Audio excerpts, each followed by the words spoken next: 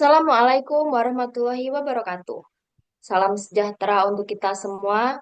Halo Sobat ASN, selamat datang di podcast Latsar CPNS Kementerian Perhubungan, sebuah ruang diskusi yang membahas berbagai isu menarik seputar aparatur sipil negara dan bagaimana kita sebagai CPNS dapat mempersiapkan diri menjadi ASN yang profesional, berintegritas, dan mampu memberikan pelayanan terbaik kepada masyarakat.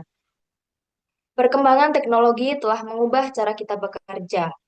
Jika dulu banyak proses administrasi dilakukan secara manual, kini hampir seluruh instansi pemerintahan mulai menerapkan sistem digital untuk meningkatkan efektivitas, efisiensi, dan akuntabilitas. Kementerian Perhubungan turut melakukan transformasi melalui Digital Office, sebuah aplikasi yang mendukung presensi ASN secara digital menggunakan mood. Muncul sebuah pertanyaan yang menarik. Apakah digital office benar-benar mampu menciptakan ASN yang profesional, terutama tetap berada pada integritas dan kompetensi ASN itu sendiri? Nah, pertanyaan inilah yang akan menjadi benang merah diskusi kita pada hari ini. Perkenalkan, saya Widya Yogi Aryani yang akan memandu jalannya diskusi pada podcast kali ini. Tentunya, saya tidak sendiri. Sudah hadir 4 narasumber yang akan berbagi pandangan dari berbagai perspektif manajemen ASN. Mari kita sapa satu persatu. Selamat datang narasumber pertama. Silahkan memperkenalkan diri. Terima kasih, moderator. Perkenalkan, nama saya Riandika Pratama. Senang sekali dapat bergabung pada podcast kali ini. Semoga diskusi kita dapat memberikan wawasan baru, khususnya bagi teman-teman CPNS mengenai kepentingan penerapan manajemen ASN dalam mendukung pelayanan publik yang berkualitas. Terima kasih. Selanjutnya, saya persilahkan pada narasumber kedua. Baik, terima kasih moderator. Perkenalkan, saya Nur Anita. Merupakan sebuah kehormatan dapat berdiskusi bersama pada podcast kali ini. Saya berharap melalui pembahasan hari ini kita dapat memahami bahwa transformasi digital tidak hanya berkaitan dengan teknologi, tetapi juga dengan perubahan budaya kerja ASN.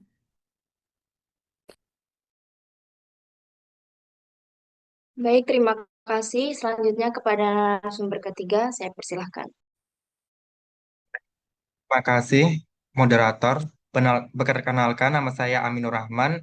Saya sangat antusias mengikuti diskusi ini karena topik digital office sangat relevan dengan tantangan ASN saat ini dalam menghadapi perkembangan teknologi sekaligus menjaga profesionalisme dan integritas. Terima kasih. Dan yang terakhir adalah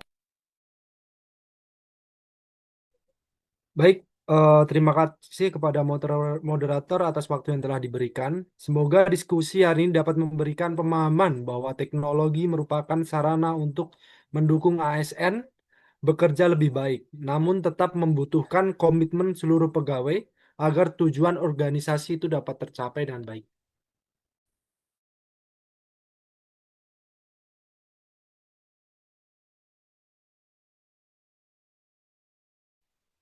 baik, sebelum kita masuk kepada pembahasan utama, saya ingin mengajak seluruh narasumber mengikuti ice breaking singkat. Saya ingin meminta kepada masing-masing narasumber untuk menyebutkan satu kata yang paling menggambarkan digital office beserta alasannya. Kita mulai dari narasumber pertama. Kalau saya memilih kata disiplin, karena menurut saya tujuan utama digital office adalah membangun budaya disiplin ASN melalui sistem presensi yang lebih objektif dan transparan. Baik, disiplin. Narasumber kedua, Baik, saya memilih kata transformasi, dikarenakan digital office ini menunjukkan bahwa birokrasi terus berkembang mengikuti kemajuan teknologi.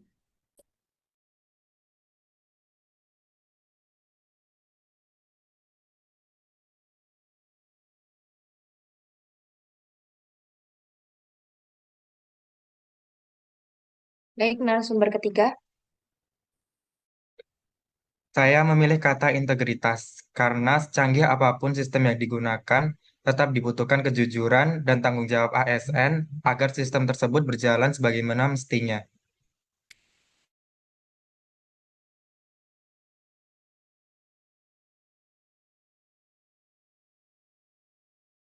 Selanjutnya adalah narasumber terakhir, narasumber keempat.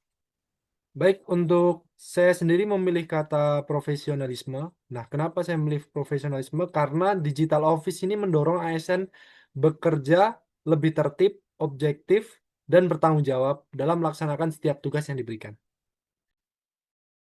Luar biasa, empat kata yang sangat menarik. Disiplin, transformasi, integritas, dan profesionalisme. Jika kita cermati, keempat kata tersebut ternyata saling berkaitan dan menjadi fondasi dalam membangun ASN yang berkualitas. Namun saya ingin mengajukan satu pertanyaan kepada seluruh narasumber sekaligus kepada sobat ASN yang sedang mendengarkan podcast ini. Menurut Bapak Ibu, apakah penerapan teknologi seperti digital office sudah cukup untuk menciptakan ASN yang profesional? Silahkan dipikirkan terlebih dahulu. Karena jawaban dari pertanyaan tersebut akan kita temukan sedikit demi sedikit sepanjang diskusi hari ini.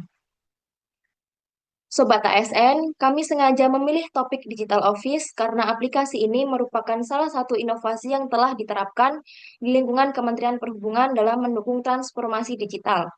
Lebih dari sekedar sistem presensi, digital office juga memiliki keterkaitan dengan berbagai aspek manajemen ASN, mulai dari kedudukan dan fungsi ASN, hak dan kewajiban, kode etik dan kode perilaku, hingga penerapan sistem merit. Oleh karena itu, melalui podcast ini kita akan mencoba melihat digital office bukan hanya dari sisi teknologinya, tapi juga dari sisi pengelolaan sumber daya manusia aparatur. Baik, kita langsung masuk ke pembahasan pertama. Sebagai dasar diskusi, saya ingin mengajak kita memahami terlebih dahulu melalui peran dan fungsi ASN. Dalam Undang-Undang Nomor 20 Tahun 2023 tentang Aparatur Sipil Negara, dijelaskan bahwa ASN merupakan profesi yang memiliki kedudukan sebagai unsur aparatur negara yang melaksanakan kebijakan publik. Selain itu, ASN juga memiliki fungsi sebagai pelaksana kebijakan publik, pelayan publik, serta perekat dan pemersatu bangsa.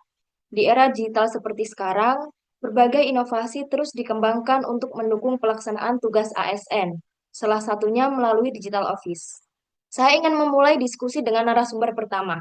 Menurut Bapak, mengapa digital office menjadi salah satu inovasi yang penting dalam mendukung pelaksanaan tugas ASN? Silahkan dijawab pada narasumber pertama. Ya, terima kasih moderator. Menurut saya, digital office merupakan salah satu bentuk nyata transformasi digital dalam pengelolaan ASN. Seringkali, masyarakat hanya melihat digital office sebagai aplikasi absensi. Padahal, apabila kita melihat lebih dalam, aplikasi ini merupakan bagian dari upaya membangun budaya kerja ASN yang lebih disiplin, transparan, dan profesional. Sebagai ASN, kita memiliki tanggung jawab untuk melaksanakan kebijakan pemerintah sekaligus memberi pelayanan yang terbaik kepada masyarakat. Tentunya, pelayanan tersebut akan berjalan optimal apabila ASN memiliki kedisiplinan dalam bekerja. Melalui digital office, kehadiran pegawai tercatat sebagai objektif menggunakan teknologi face recognition dan GPS, sehingga proses presensi menjadi lebih akurat dan mengurangi potensi kesalahan pencatatan. Dengan demikian, ASN lebih fokus menjalankan tugasnya dan memberikan pelayanan yang optimal. Menarik sekali. Berarti digital office bukan hanya tentang mencatat kehadiran, tetapi juga membangun budaya disiplin. Namun saya ingin mengajukan pertanyaan lanjutan, Bapak. Apakah menurut Bapak kedisiplinan ASN benar-benar berdampak terhadap kualitas pelayanan publik? Tentu sangat berdampak, misalnya di lingkungan KSOP, pelayanan seperti penerbitan buku pelaut, pelayanan surat persetujuan kapal, atau pelayanan administrasi lainnya, memiliki target waktu penyelesaian. Sebaliknya, apabila ASN hadir tepat waktu dan menjalankan tugas sebagai rekan tugas sesuai tanggung jawabnya, maka pelayanan akan menjadi lebih cepat, tertib, dan profesional. Baik, berarti disiplin ASN tidak hanya berdampak pada organisasi ya Pak, tetapi juga dirasakan langsung oleh masyarakat. Saya melihat narasumber dua tampaknya ingin menambahkan. Silahkan pada narasumber dua. Baik, terima kasih moderator. Saya sependapat dengan narasumber pertama bahwa disiplin itu merupakan fondasi pelayanan publik. Namun, menurut saya digital office ini tidak hanya membentuk disiplin, tetapi juga mengubah budaya kerja. Dulu mungkin sebagian orang menganggap absensi hanya sebuah formalitas. Namun sekarang, melalui digital office, setiap pegawai memiliki tanggung jawab untuk hadir tepat waktu dan juga memanfaatkan jam kerja secara produktif. Perubahan ini menunjukkan bahwa transformasi digital bukan sekedar mengganti sistem manual secara digital, tetapi juga mengubah pola pikir ASN agar lebih profesional.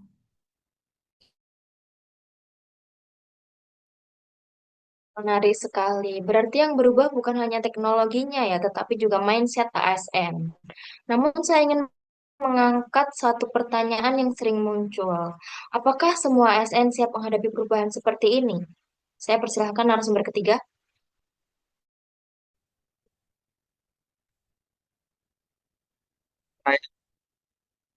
Perubahan selalu menghadirkan tantangan. Ada ASN yang cepat beradaptasi dengan teknologi, tetapi ada juga yang membutuhkan waktu untuk mempelajari sistem baru. Hal tersebut sangat wajar karena kemampuan setiap orang berbeda. Oleh karena itu, keberhasilan digital office tidak hanya bergantung pada aplikasi yang digunakan, tetapi juga pada kesiapan sumber daya manusia. Instansi perlu memberikan sosialisasi, pelatihan, dan pendampingan agar seluruh pegawai mampu menggunakan sistem dengan baik. Baik, berarti transformasi digital juga harus diikuti dengan transformasi sumber daya manusianya ya. Saya ingin meminta pendapat narasumber keempat. Apakah Bapak memiliki pandangan yang sama? Baik, mungkin saya setuju bahwa kesiapan SDM itu sangat penting. Jadi, namun saya ingin menambahkan satu hal di sini. Menurut saya, keberhasilan digital office juga sangat dipengaruhi oleh apa yang namanya keteladanan kepemimpinan. Apabila pemimpin turut mematuhi aturan menggunakan digital office dengan disiplin dan memberikan contoh yang baik kepada bawahannya, maka pegawai akan lebih mudah mengikuti apa yang telah dicontohkan. Nah, sebaliknya apabila aturan hanya diterapkan kepada bawahan sementara pimpinan tidak memberikan teladan atau contoh, maka budaya disiplin ini akan sulit terbentuk dalam lingkungan kerja. Jadi, keberhasilan digital office ini merupakan tanggung jawab kebersama baik pimpinan maupun seluruh pegawai ASN yang ada di suatu kantor tersebut.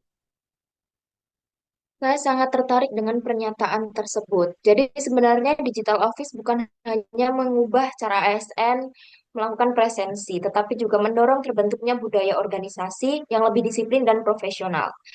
Namun saya ingin mengajak seluruh narasumber berdiskusi singkat. Apabila suatu saat nanti digital office tidak lagi digunakan, apakah budaya disiplin ASN akan tetap terjaga? Ya, menurut saya seharusnya tetap terjaga karena tujuan utama digital office itu bukan membuat ASN disiplin karena diawasi, tetapi membentuk kebiasaan disiplin yang akhirnya menjadi budaya kerja. Saya setuju, tetapi proses tersebut membutuhkan waktu.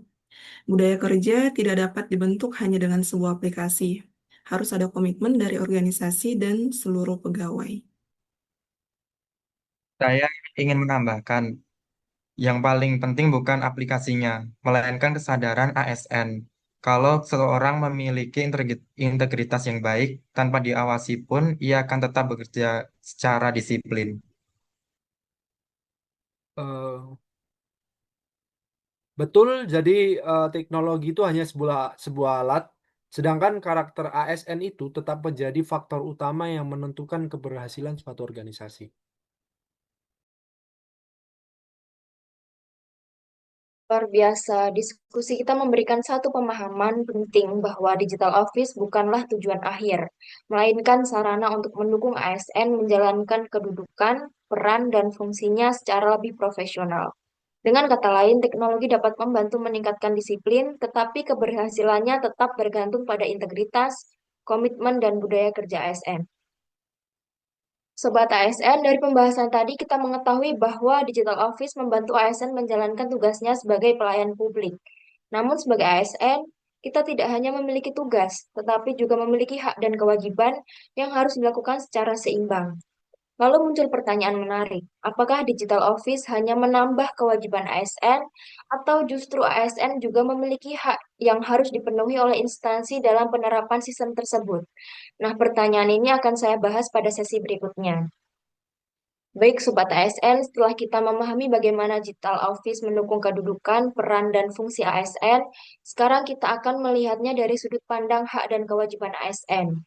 Sebagaimana diatur dalam UU Nomor 20 Tahun 2023 tentang ASN, setiap ASN memiliki hak yang harus dipenuhi oleh negara maupun instansi, seperti hak atas pengembangan kompetensi, penghargaan, perlindungan, dan kesejahteraan. Di sisi lain, ASN juga memiliki kewajiban untuk melaksanakan tugas secara profesional, disiplin, menaati peraturan, dan mengutamakan kepentingan masyarakat. Pertanyaannya, bagaimana Digital Office dapat mendukung keseimbangan antara hak dan kewajiban tersebut? Saya persilahkan kepada narasumber dua untuk memberikan pandangannya. Baik, terima kasih moderator. Menurut saya, Digital Office sangat erat kaitannya dengan kewajiban ASN, khususnya dalam menjaga disiplin dan juga tanggung jawab terhadap jam kerja. Namun sebagai ASN, kita dituntut untuk hadir tepat waktu, melaksanakan tugas, dan memberikan pelayanan terbaik kepada masyarakat. Melalui Digital Office, seluruh proses presensi dilakukan secara objektif, sehingga setiap pegawai memiliki standar yang sama dan memenuhi kewajibannya. Namun, kita juga perlu memahami bahwa penerapan Digital Office tidak hanya berbicara mengenai kewajiban pegawai. Instansi juga memiliki tanggung jawab untuk memenuhi hak ASN. Misalnya, menyediakan sistem yang mudah digunakan, jaringan yang memadai, serta pelatihan agar seluruh pegawai mampu mengoreksi dan mengoperasikan aplikasi dengan baik. Dengan demikian, hubungan antara hak dan kewajiban menjadi seimbang. Pegawai melaksanakan kewajibannya, sedangkan instansi memberikan dukungan agar pegawai dapat bekerja secara optimal. Menarik sekali. Jadi keberhasilan Digital Office tidak hanya bergantung pada pegawai, tetapi juga pada kesiapan organisasi. Saya ingin meminta tanggapan narasumber pertama. Menurut Bapak, apakah Digital Office juga dapat memberikan rasa keadilan bagi seluruh ASN? Menurut saya, iya, salah satu keunggulan digital office adalah seluruh pegawai diperlakukan dengan aturan yang sama. Namun demikian, saya juga berpendapat bahwa sistem harus tetap memperhatikan kondisi tertentu. Misalnya, apabila terjadi gangguan jaringan atau kendala teknis, instansi perlu menyediakan mekanisme pelaporan sehingga hak pegawai tetap terlindungi. Nah, ini menarik sekali. Berarti teknologi juga harus disertai dengan kebijakan yang adil. Saya ingin mengangkat sebuah studi kasus. Misalkan pada suatu pagi jaringan internet di kantor mengalami gangguan, sehingga beberapa pegawai tidak dapat melakukan presensi melalui digital office. Menurut Bapak, apakah pegawai tersebut langsung dapat dianggap melanggar disiplin? Saya persilahkan kepada narasumber ketiga.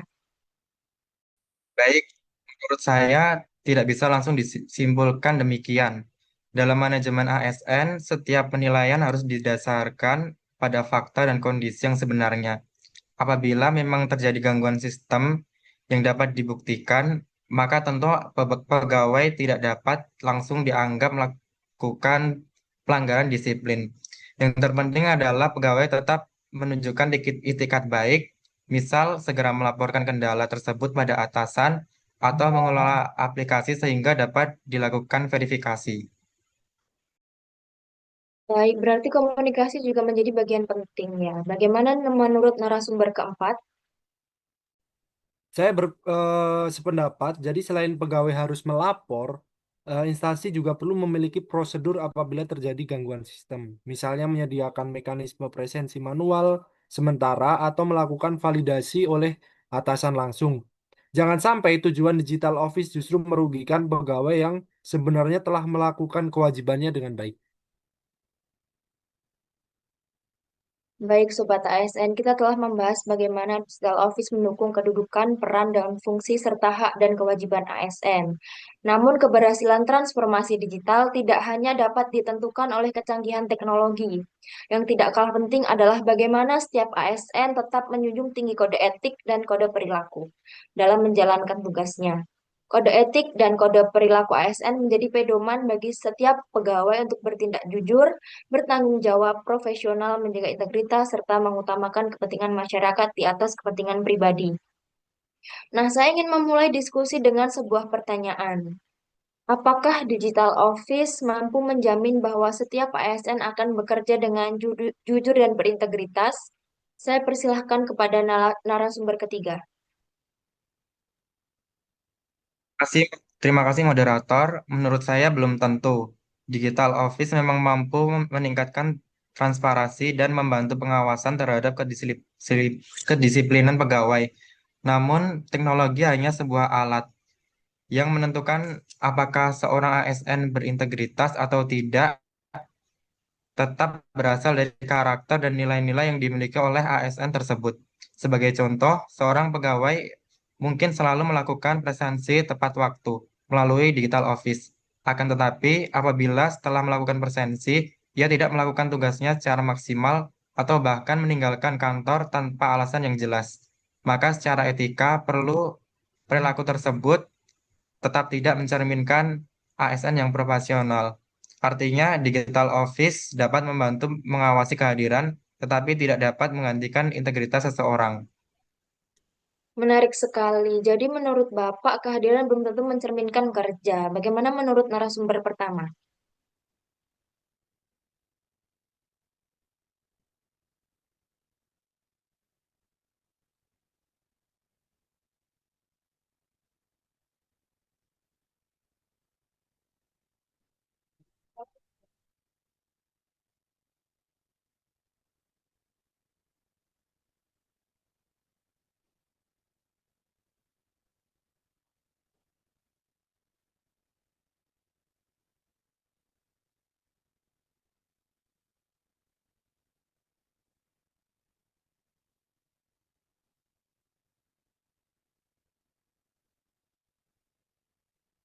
Ya, saya sangat sependapat.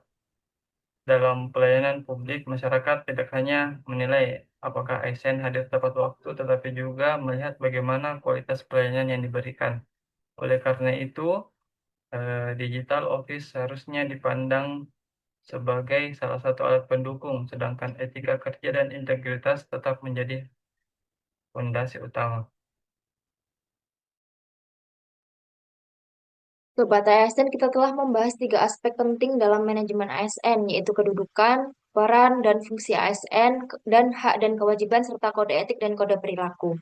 Nah, pada sesi terakhir, kita akan membahas materi yang akan sangat erat kaitannya dengan pengelolaan sumber daya manusia di instansi pemerintah, yaitu sistem merit. Sistem merit merupakan salah satu fondasi dalam manajemen ASN. Melalui sistem ini, pengelolaan ASN dilakukan berdasarkan kualifikasi, kompetensi, kinerja, integritas, dan profesionalisme, tanpa membedakan latar belakang maupun adanya unsur kedekatan pribadi. Nah, saya ingin membuka